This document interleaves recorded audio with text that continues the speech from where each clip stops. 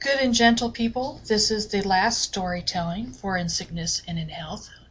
We are on week 11. The window or door, depending on how you look at it, is being illuminated and the end is near. In 2002, I was directed to write a paper for the Air Force on an issue of strategic importance. Well, I did not and do not fly planes or plan nuclear attacks or know exactly what a pincer movement is, so I opted to talk about bioterrorism instead. This week you will finish all the books, including the chapter on bioterrorism. Bioterrorism has been part of warfighting from the earliest of times. Spears dipped in cow dung and polluting water supplies so every soldier was sick is not new. They may not have understood why it worked, they just knew it did.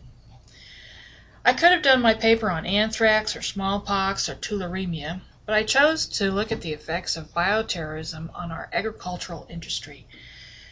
Taking car tour, a virtual one in this case on paper, that started at a salmon farm in New York, I traveled across the country on I-80 and spewed any number of easily accessible pathogens that killed salmon, tainted fruit trees, caused wheat rust, fungus on the wine vines, viruses that killed cattle, and worms that made pork uneatable, and so much more. It really wouldn't take much, and it would destroy our economy, not just because of the agricultural, but also for industries in technology that use those products all the time. Think about where corn is used in so many places. It would be huge. We have little or no defenses against an agricultural attack, and to be honest, an attack with weaponized smallpox or anthrax either.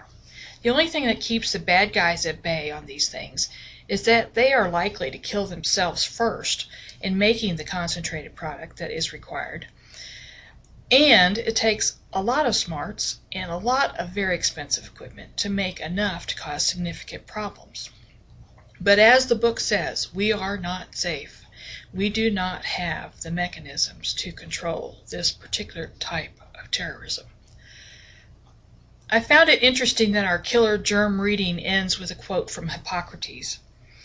It states, "A wise man should consider that health is the greatest of human blessings, and learn how by his own thought to derive benefit from his illness."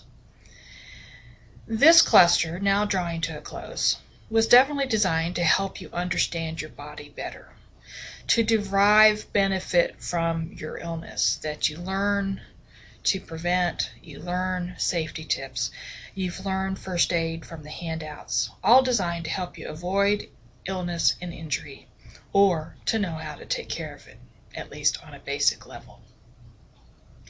The philosophy of Hippocrates has hopefully illuminated your thought on how we, you and I, as patients, approach our care in the future, understanding that the practice of medicine is just that, practice. It takes an educated patient and caring providers to navigate to a path of wellness with neither partner on the journey, that would be the patient and the provider, as partners, assuming or projecting roles on each other that are not true. If you are a provider now, or you will be a provider of care sometime in the future, please carry these stories with you. Please remember that sanctity, respect, healing, and compassion are required of your art, as well as your science. Killer Germs serves to remind us that we are not alone. There are many organisms on the earth in many shapes and sizes that want to survive as much as we do. Life, wellness, helping others can never be taken for granted. How the West was won had less to do with cowboys and populations moving west in the United States and more to do with the devastating effects of smallpox and measles on the indigenous population that was here before the Europeans got to the shores on the East Coast. My wish for you now is that you take your knowledge, build on it, and share it. As you learn and grow and make decisions for your health and those around you, remember the good intentions that went astray. Science for the sake of science, or politics, or power over others is bound to ricochet, as history has taught us. It does take educated, thoughtful, compassionate people to direct the path of Hippocrates' do no harm into the future. Thank you for sharing in this cluster. It's been very interesting. Go forth and do good.